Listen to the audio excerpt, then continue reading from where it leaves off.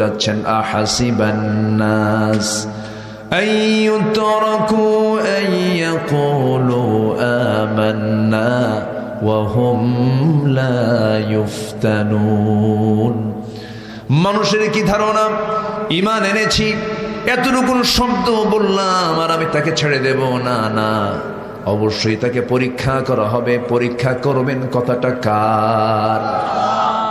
আশাদ্দুন নাসি বালাউল আম্বিয়া সুম্মাল আমসাল ফাল আমসাল।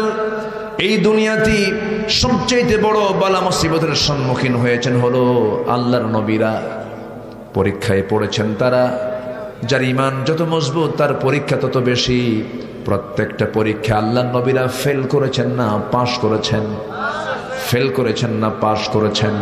পাশ করেছেন। সবচেয়ে বড় চ্যালেঞ্জ হলো এই দুনিয়াতে যে আমি আল্লাহর দাসত্ব করতে এসেছি, ইবাদত করতে এসেছি, এই ইবাদত আমার কবুল হচ্ছে কি না, এটা আমার সবচেয়ে বড় দেখার বিষয়। আজকে আমার সাবজেক্টের মূল বিষয় হলো আমার ইবাদতগুলো কবুল হবে কিনা, কবুল হচ্ছে কিনা, কবুল না হওয়ার কারণগুলো কি কি, কবুল হতে কি কি অন্তরায়গুলো আছে, কবুল হওয়ার জন্য কি কি অপকর্মগুলো বাদ দিতে হবে, এই তালিকা আজকে আমি দিতে চাচ্ছি।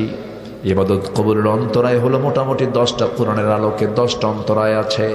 10টা অপকর্ম যদি আমাদের জীবন থেকে মাইনাস করে ফেলি, আল্লাহ রাব্বুল আলামিন আমার আপনার সমস্ত ইবাদতগুলো কবুল করবেন।